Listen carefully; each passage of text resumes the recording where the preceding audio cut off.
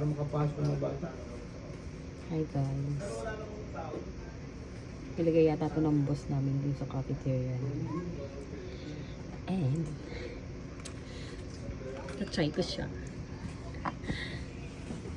Lang, ganito daw yun. Unti-unti daw, parang sa Starbucks lang.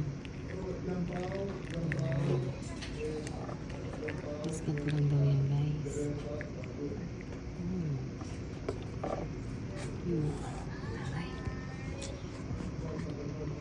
Pagkat ka ng boss namin, may pakape. Ano sagot niya, no? Ano sagot niya, Ika?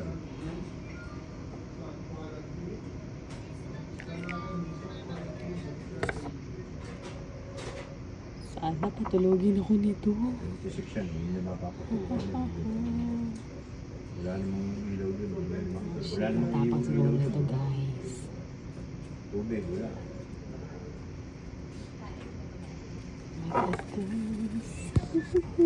Matapang siguro to.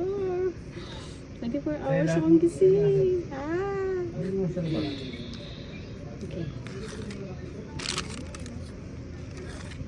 Saan yun? Kailan? Watermela. Loob natin? Eh, hindi. Pinalitan natin yung malalaki yun eh. Nandiyan dyan sa'yo. Nadala mo yata. Guys, ang Yung maliit lang ingay yun. ng katabi ko Ilaw guys. yung kanila dun. Joke lang, boss ko yun. Kabahan nyo. Kabahan nyo kanila yun, di ba? Kanila ba yung iwan nyo? Ang ingay niya.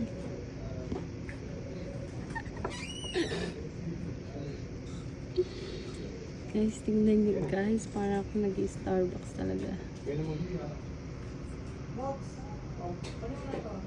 Babay naman yung dali. Gugutom yan, nagugutom. Padide yun. Dede? Yan, boss ko. Love niya yung family niya.